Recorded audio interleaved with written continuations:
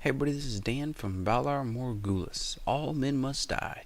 Today we're doing another war recap. This is 152 against the Violent Wizards. I thought this matchup would be a little bit closer than what we saw, but we rolled a 30 on 30 after our ranged war fell through. Our team was pretty well stacked, and their team was pretty well stacked. Definitely a war clan, a very professional war clan. Fair play as well, and they managed to clear every single town hall on our side except for our one town hall 11 with actual town hall 11 defenses. I think they only had two town hall 11, so it's not like we were outmatched that big in like terms of town halls. It was just also like hero levels. They were doing a lot of like, hey, I don't upgrade defenses, but I upgrade my hero levels again, again, again. So we were slightly outgunned, and they had probably the hardest bases I've ever seen. Really hard to decode, and especially hog. So we tried to send a lot of loons, and we just didn't do that well. We fumbled quite a bit, to be honest with you, and that's why we didn't have that many stars. So we got holes all over the map as far as like missing stars. I think that there were some really good replays, and we're gonna check them out today. Now, our 6-star hitters for the war will be Jackster, Daniel ATX, and Immortal Mao. I like this one here from Mills. He's attacking a Town Hall, a Town Hall 11 as a Town Hall 10. And now this isn't like a full up defended Town Hall 11. Now it does have max defenses from a Town Hall 10, but it doesn't have like the Eagle Defense or any of the new buildings. So this guy's kind of doing like an 11 point, or no, what do they call it? 10.5, sorry.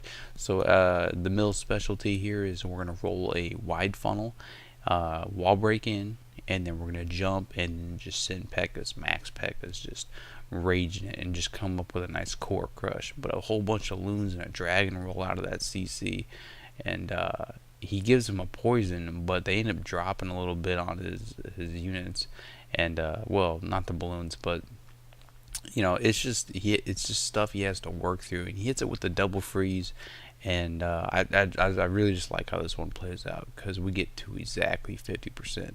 The core team, it's wearing down. Those max Teslas are just eating those Pekkas. Pekkas is gone. That BK, he's a respectable level. Too much crap shooting him, so he's gone. Now we're gonna have the Archer Queen finishing up. She knocks out that. Yeah, I don't know how well the Warden is on defense. I don't really think he's much of like. I think he's insignificant. I think he helps the clan castle troops and poison and stuff like that, but I don't really think he's an important unit as far as defense. He's all about the offensive game. There you go, guys. The queen goes down. He has one archer in the bag, and we're sitting at 49%. Looking around this base, is pretty well covered from all angles, except for this. There's one thing here and one thing only. He's able to pick out this last gold mine, and that's it. That's going to be the 50%. Barely pulls it off. So if you ever see that Clash Cans commercial about the last pup, this is it, guys. The last archer. Saving the day for the 2-star win there. And then we got this other one here I really like from Immortal Mao. Let's check it out. He came up and attacked their best Town Hall 9. Really respectable base, kind of hard to read, but we do have a Dragonflower kind of design running around the outside, which are easy to dragon, but they're easy to queen walk. So what he's going to do here is he just funnels this Archer Queen, gets her moving. She breaks those buildings down. Now he doesn't even have like a really good archer queen. He's only got like a 15, but a 15 is about the minimum you need to pull off a queen walk. So we really broke down this base, and we figured out we could pull this off. So it's awesome. He brought some rages. We're gonna end up lalooning the sucker, but we still need to go get that 30 queen, man. That 30 queen is gonna eat things up. So we still got to bring our queen, only level 15 queen, all the way around this base in order to actually handle that queen and get that problem solved. Now you gotta rage, man, because you gotta get through that lava hound. We're gonna run into time if we don't get the stuff done quickly, as well as we had that balloon dropping, so that was bad. We needed rage healers as well. The queen's moving on up, and the nice thing about the Dragonflower kind of design bases is there's just not a lot of point defenses that can ever fire into a queen, and that's critical. That's essential for a queen walk. You don't want her taking hits from like 3-4 defenses. 4 defenses, you're screwed, man. You're guaranteed to burn either a rage or an ability. We started the the entry here on the south side. So we got a golem on the front side, and we got so much trash along the outer core that needs to be funneled. That we use a lot of funneling wizards. Let's get the wall breakers down. We open that compartment, so everything should end up moving in there in just a moment. The golem did not reroute, unfortunately. Okay, now he's rerouting. I guess he was just waiting there. He rerouted. I think it's because of that jump spell. The AI in this game is kind of weird sometimes. Maybe that Tesla popped. I don't know. Interested in him. But there you go, guys. That level 16 BK did his job. Got on the queen. So she's down. We got 2 air defenses down, and we're rolling in this base. And all he has is a few haste to move his loons along, and that's gonna be it. Because you know, when you still have those healers, it's probably the best unit in the game, honestly. At Town Hall 9, it's because it's infinite sustain. So right now they've switched to Golem, and it's tanking both the Expos. It was tanking all the Expos, and it's just sitting there pounding away on that cannon. It just knocks it down, and there's just never any sustain, and that's awesome. And that's how he was able to pull this thing off, even with like mid-level heroes. This here is a Town Hall, well, it's a Town Hall 10, but there wasn't anything new added. This guy was just building his offense. He was done with the Town Hall 9 game. He's just building his offense at 10. But it's going to be 3 stars for Immortal Mal coming on up. Probably one of the better hits of the war, like, bar none. That's going to be 3 stars. And then we're moving on to, moving down quite a bit. I think... No, that was Immortal Mal again. And I think it was this one. I like this one. 14. Here we go. Someone attacking. What was funny is I just looked at nobody. Someone should have attacked nobody. I think that would have been funny. Or nobody would have attacked someone. Be funny.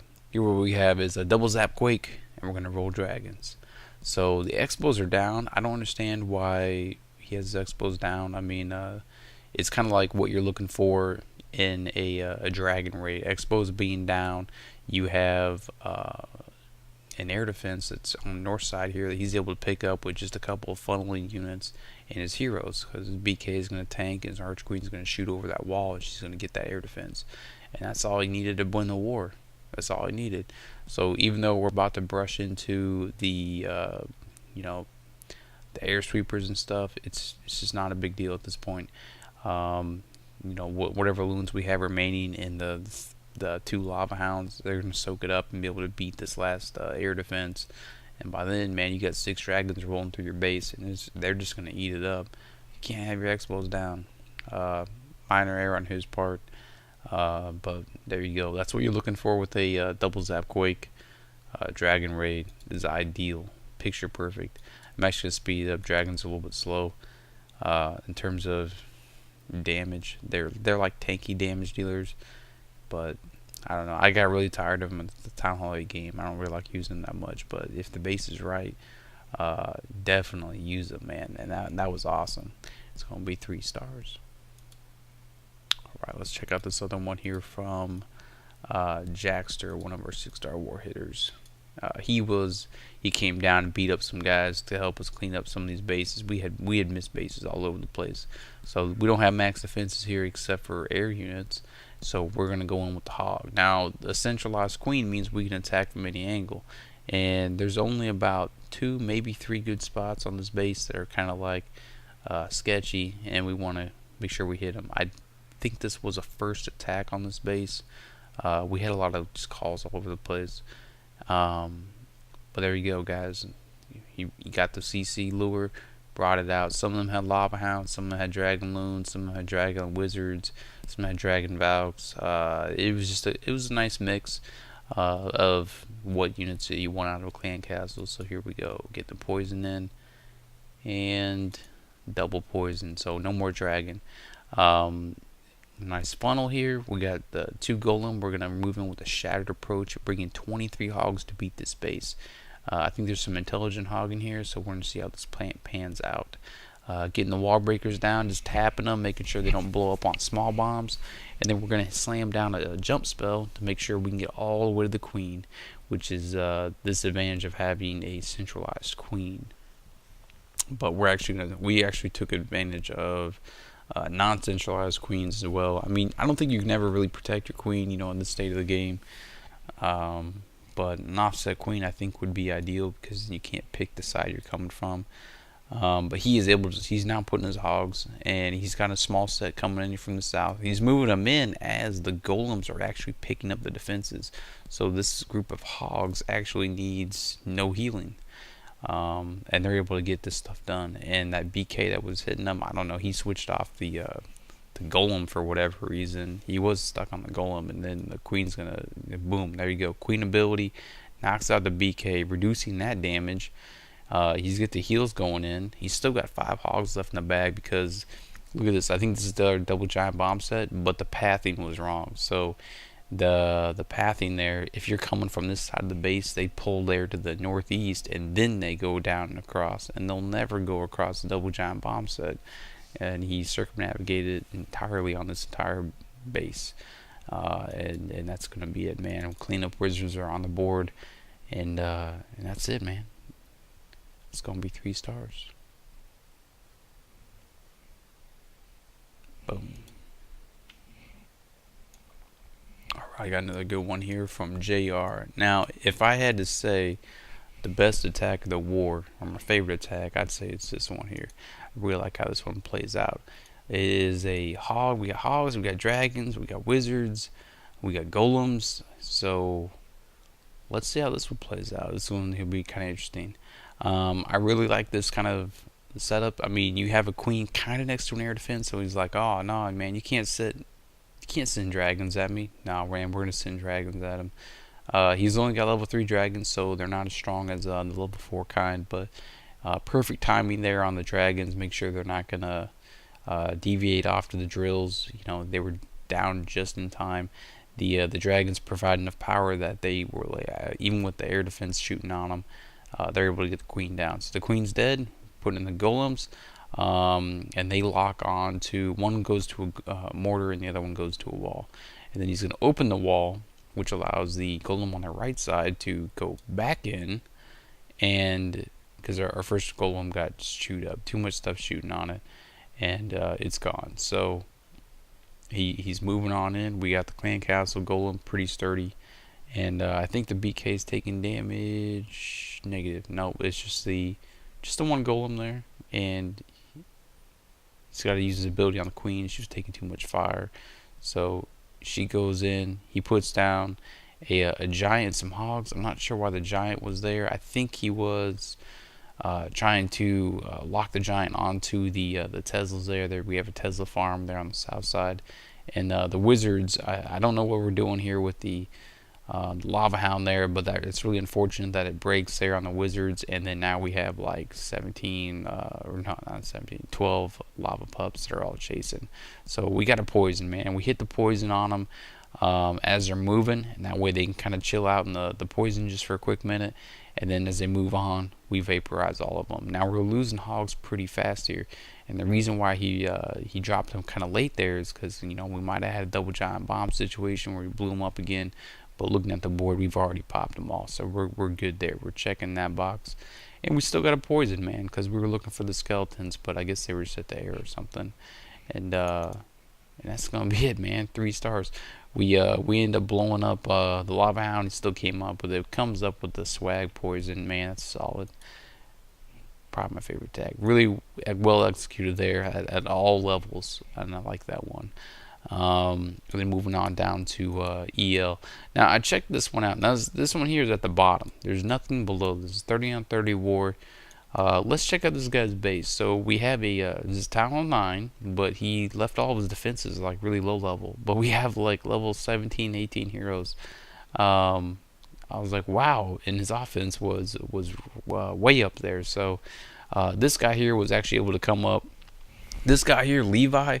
Compliments to Levi because he ended up doing some of the best attacks I've ever seen from a low-end Town Hall 9 on our bases, and it was disgusting. He like broke them down to like next level competence. Now, here we go. EL, he's breaking it down. So we got they got the lightning strike, a modified immortal kind of attack. So we struck down the queen because the lightning got it done.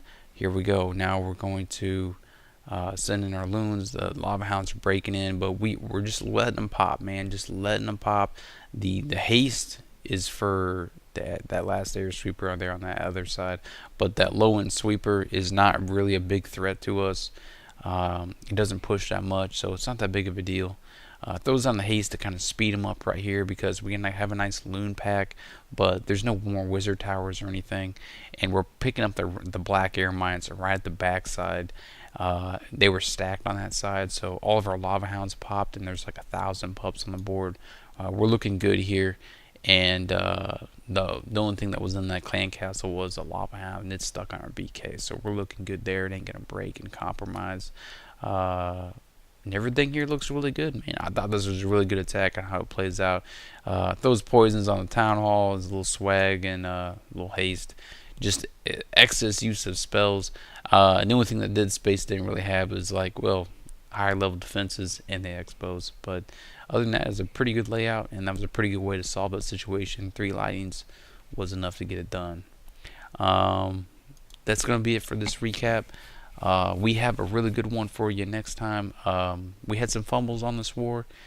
We got back on our A game on the next one, and we put up our first perfect war. So I got some really good replays from you. But that's it. Good game to Violent Wizards, and almost put a perfect on us. They don't mod. It's fair play from what we saw, and much respect. Looking forward to seeing you guys around. All right, guys. This is Dan. Take care.